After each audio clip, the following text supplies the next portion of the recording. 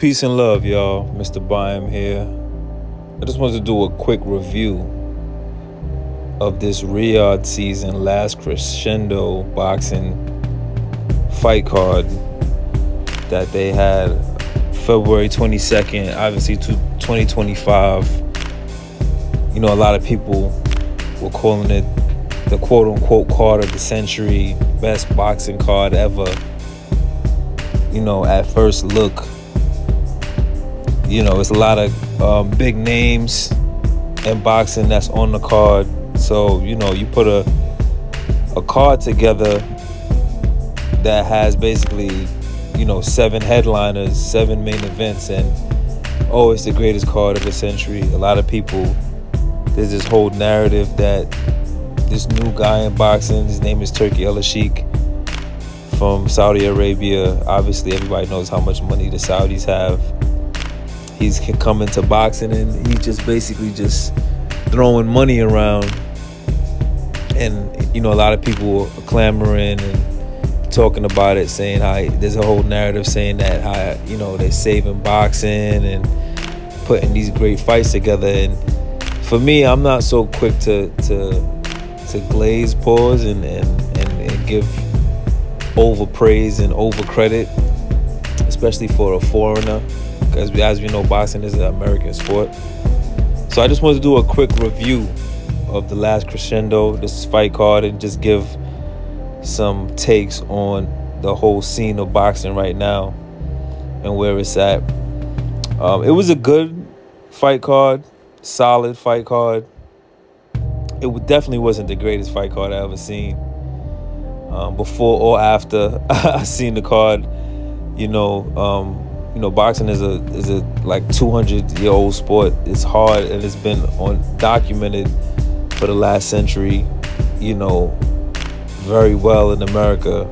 You know, there's been a lot of great fight cards, great champions, so it's hard to say that. And that's what I noticed about Turki El-Sheikh, is a lot of, I want to say, like, arrogance there, you know, because of the money that he has. So there's a lot of arrogant bravado there. You know, for example, him telling Canelo if he knows what's good for him, he should, you know, stuff like that. Like, basically just kind of tossing your money around. And I don't think the fans or boxers, or there's a lot of people that rubs the wrong way.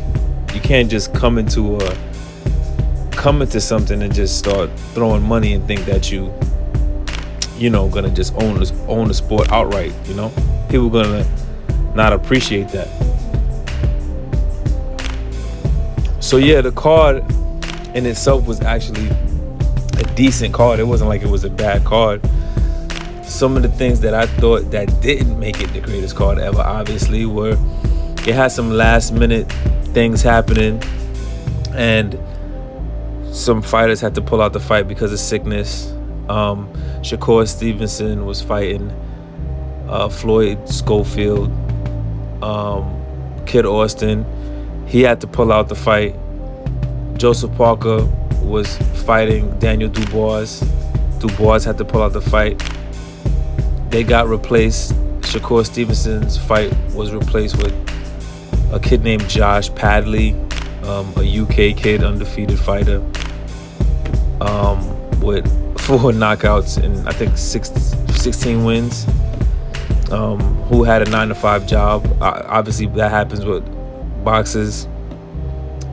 They sometimes the non-elite ones, some of them have 9-to-5 jobs. I had a friend I used to work with that was a professional boxer, so I know of it. And obviously Martin McCauley, he came from the couch, literally. Wasn't training, wasn't doing anything. Does have a fight coming up in, I think, May, but wasn't training and was called. And there was other viable options. That's the thing that's confusing me, man. There were other people there to fight and make better fights. People that were in better shape and training and would have gave better opposition to the fighters.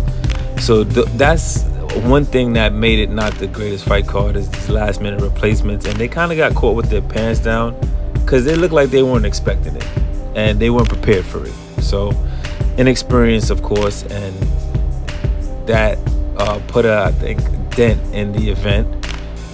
And one of the reasons why I wouldn't say it was the quote unquote greatest fight card. Another reason why is obviously is boxing. We all know what happens with judging.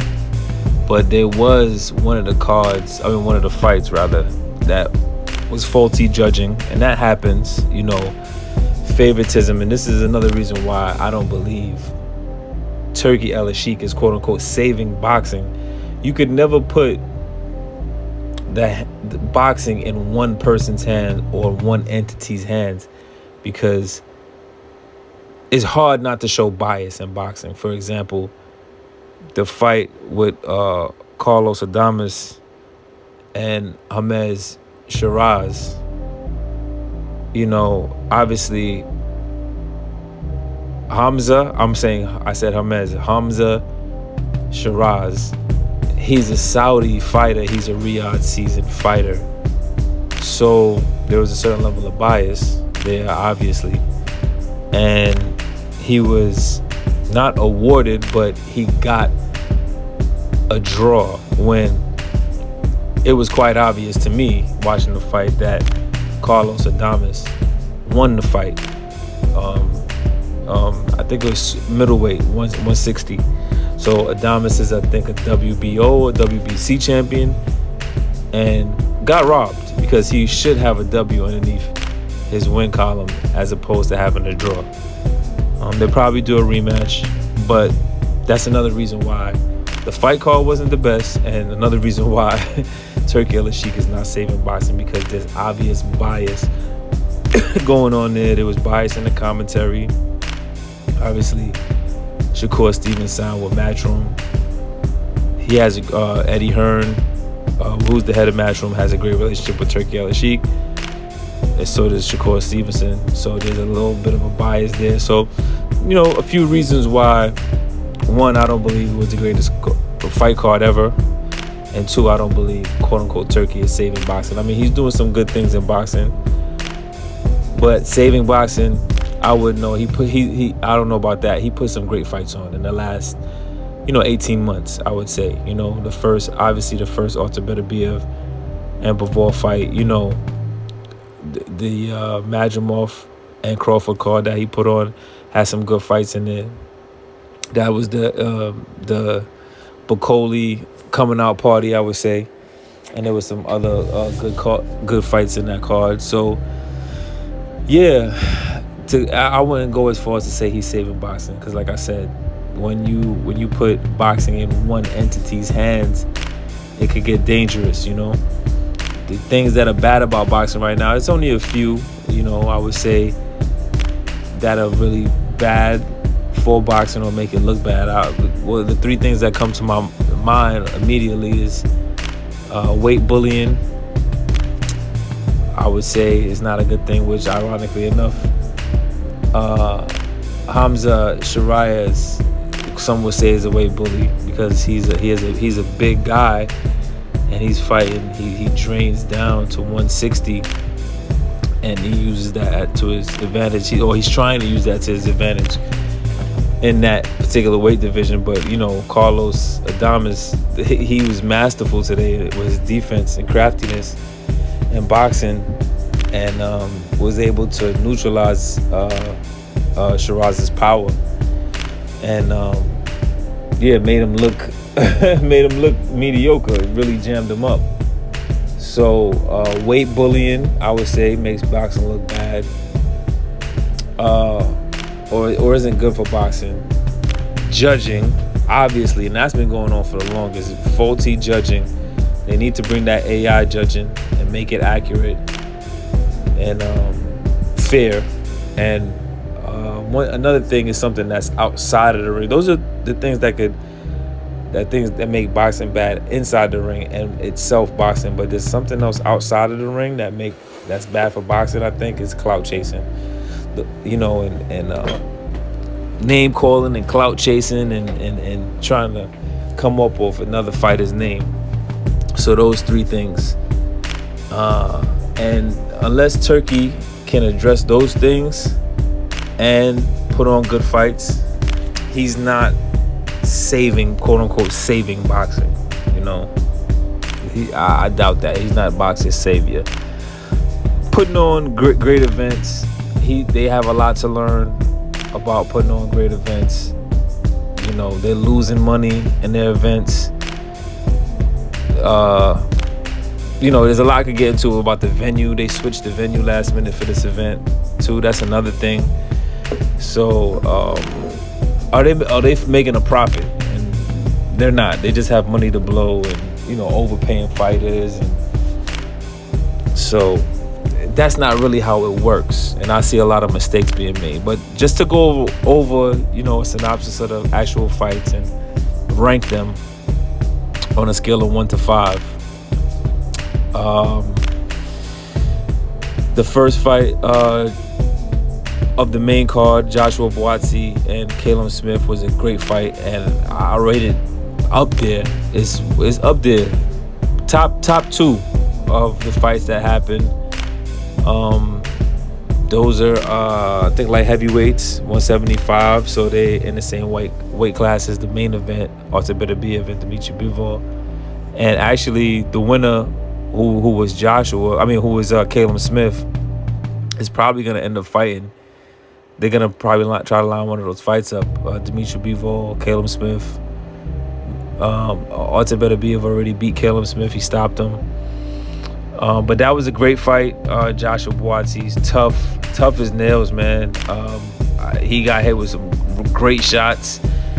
And he's, a gritty Ghanaian African fighter. And, it was a good fight. I rate that fight a 5 on the scale of 1 to 5. Definitely a top level fight. Didn't have any knockdowns, but both fighters got rocked at different times in the fight. Great back and forth fight, great nonstop action fight. So that's a 5. The second fight was Zhilei Zhang, heavyweight Zhilei Zhang against Ajit Kabayel, up and coming heavyweight from Germany. Hits hard, obviously, and could fight. Moved great. Zhilei Zhang obviously is a one-dimensional type guy. Very big, hella big, but punching power.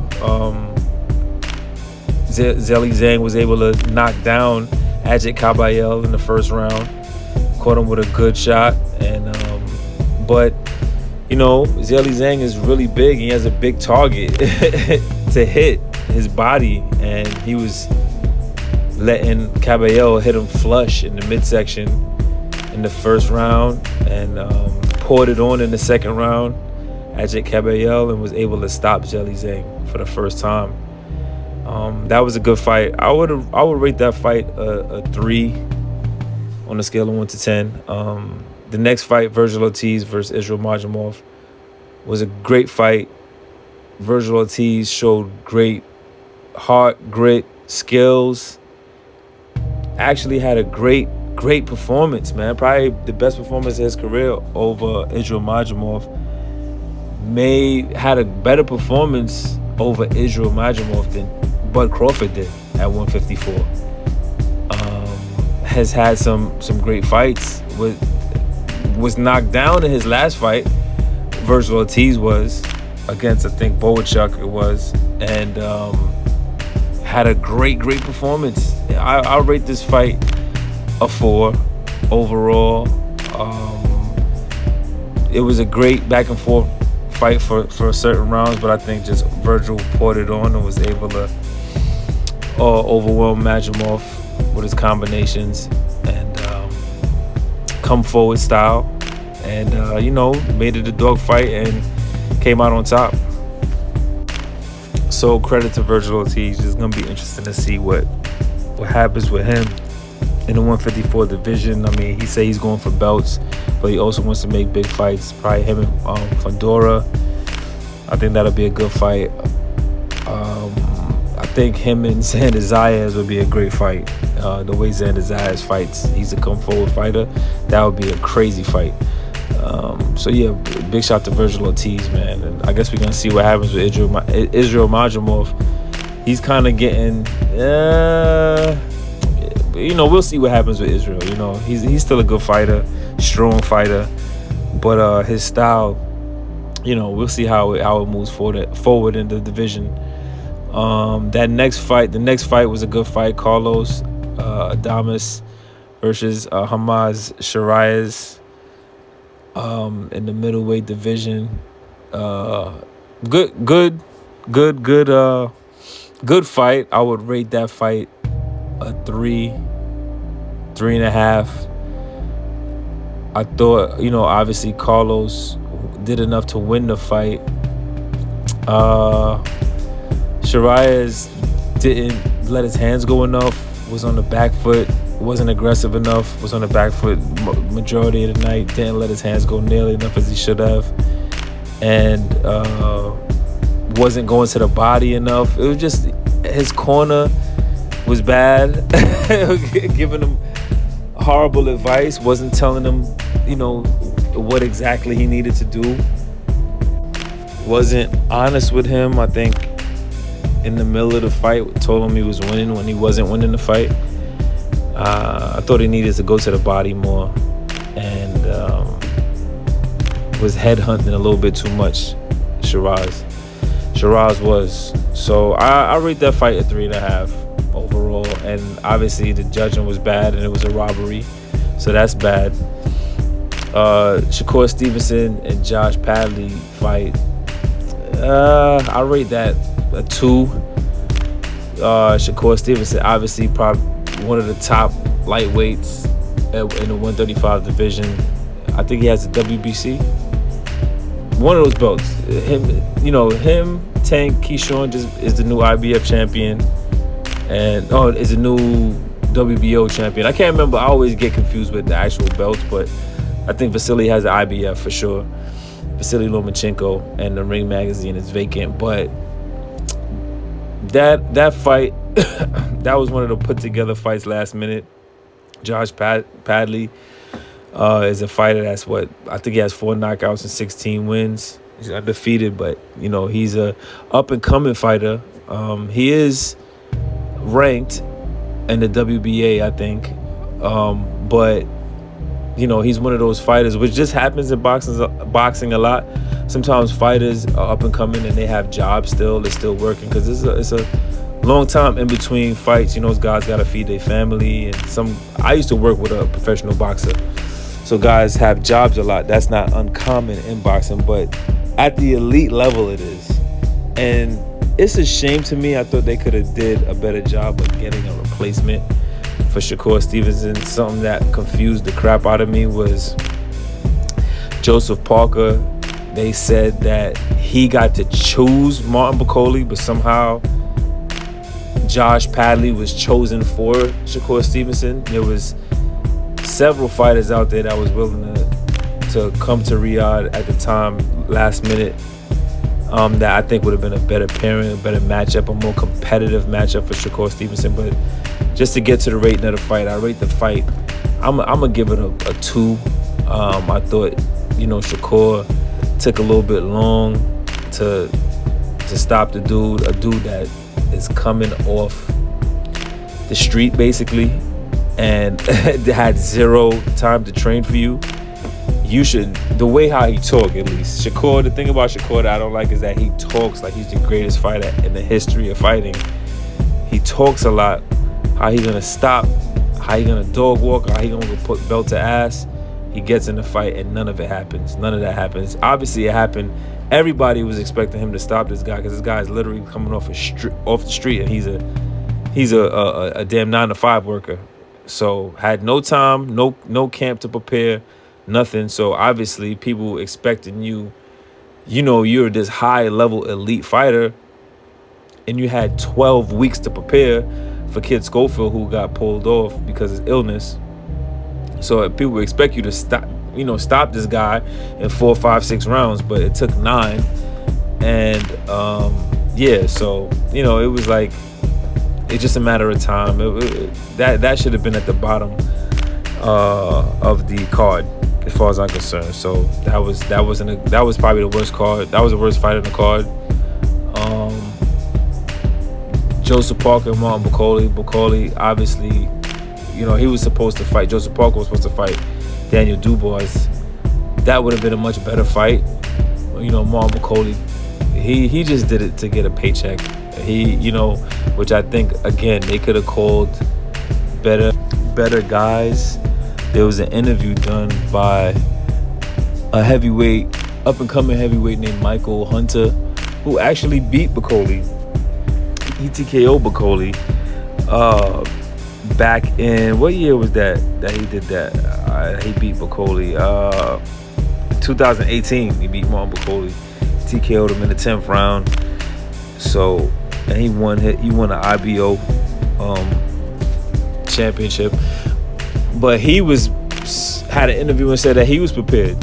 He got the call, but they chose Martin Bucoli. So, which Martin Bucoli, in all fairness, he is the boogeyman of the division. He was avoided by, most recently, Ajit Kabayel. So he, a lot of people, they avoided him, because of what he did to Jared Anderson, and he's coming off the couch.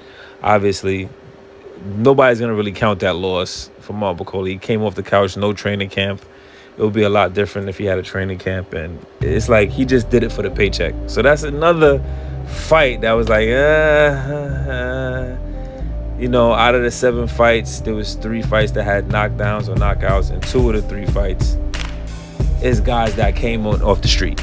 You know what I'm saying? Josh Padley and Martin Bucoli. So, it was a good fight. Overall, I rated a 2. I'll give it a 3 because there was a knockout, and Joseph Parker looked real good, sharp. 2.5. I give it a 2.5. It wasn't really a good fight too much. And I like Martin Bucoli. I hate to see him go out like that, just taking a last minute fight for the paycheck. And I don't think he got paid enough, because allegedly he got paid $600,000. I don't think that was enough, but it is what it is. He chose to fight. It is what it is. And the last fight, Otabedabiev versus Dmitry Bivol, did not, disappoint at all. That probably was the best fight of the evening. Like I said, that and Joshua Buatsi and Caleb Smith came into a close second. I'll give the edge to Otabedabiev and Dmitry Bivol. Credit to Bivol, man. He came and he executed the game plan perfectly. It was actually the opposite of what the first fight was. Dmitry Bivol in the first fight came on strong in the first 4 to 6 rounds, and I think it was the 6th or 7th round where the momentum swing, he got caught with a good shot, and Dmitry and Otabedabiev came on in the later half of the fight, the second half of the fight, and I think squeaked out the victory. And this was the opposite. Dmitry Bivol did start off well, and he won, I think, the first 2 rounds, 1 or 2 rounds. But it was Beterbiev that had the edge going into the 7th, 8th, and 9th round. And that's when the momentum swing around the 7th or 8th round, and the latter rounds, most of them went to Bivol. I give one of the 2 championship rounds to Beterbiev. But overall, I think Bivol did enough to win. And, it was a close fight still, and edge out the victory. It was a very close fight. So they should have a 3rd fight. It should be a trilogy. It should be a quintuple fight for them. I could watch them fight 10 times out of 10 times, man. It's action-packed. It amazes me how these guys stay up and don't get knocked down. It's a testament to their conditioning and their heart, and because each guy gets hit with a good shot. Also Beterbiev, and Dmitry Bivol. So overall, the card was decent. I give the card a 4 overall out of 5. Maybe a 7.5 out of a 10. It wasn't the greatest card I've ever seen. It was a good card. Turkey Al-Sheikh is not saving boxing. He's putting on great fights. That's as far as it goes. I hope that he puts fights on in the United States, brings money and revenue to the United States, and puts more American fighters on the cards. I would have liked to see smaller guys. I really would like to see Bam. I would like to see him put together a Bam Rodriguez fight, a super fight with Bam Rodriguez and maybe Inoue. That's my dream fight. Like to see him put on more events in the United States, fix some of these little idiosyncratic problems that they have with, potential competitors dropping out of fights. I think they should bring AI judging in.